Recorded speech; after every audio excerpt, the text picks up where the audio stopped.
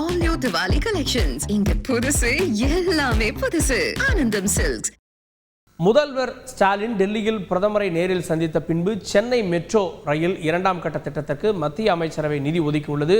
இது குறித்து மக்களுடைய பார்வை என்ன? வாய்ஸ் ஆஃப் பீப்புள் பகுதியில் பார்க்கலாம்.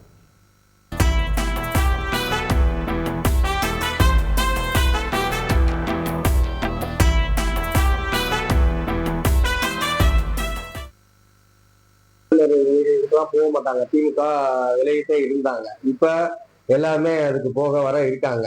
பார்த்தா இப்ப மக்களாக நாங்க எல்லாத்துக்குமே தெரியுது இவங்க எப்படி அச்சாரம் போடுறாங்கிறது தெரியுது. இவங்க கூட்டணி இணைந்து இப்ப விரைவில் இவங்க இணைந்துருவாங்க அப்படிங்கிறது மக்களுக்கானது தெரியுது. இதுதான் உண்மை.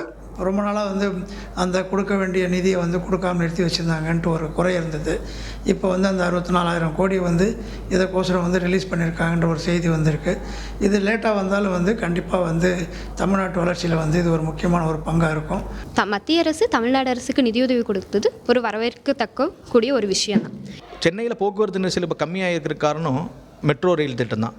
ஆனால் அது இன்னும் கம்மி பண்ணுறதுக்காக 2ஆம் கட்ட பணிகளுக்காக நம்ம முதலமைச்சர் மத்திய அரசிட்ட கேட்டிருந்தாங்க.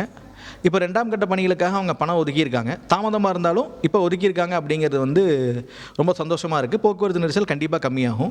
சந்தித்த உடனே நிதி கேட்டு போனோடனே நிதியை உடனடியாகவும் ஒதுக்குறாங்க.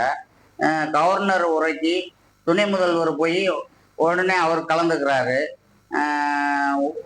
இதுதான் திமுகவும் பாஜகவும் சீக்கிரத்தில் கூட்டணி அமைக்கிறதுக்கான கள்ள உறவு. All new Diwali collections. இங்க புதுசு எல்லாமே புதுசு. ஆனந்தம் சில்க்ஸ்.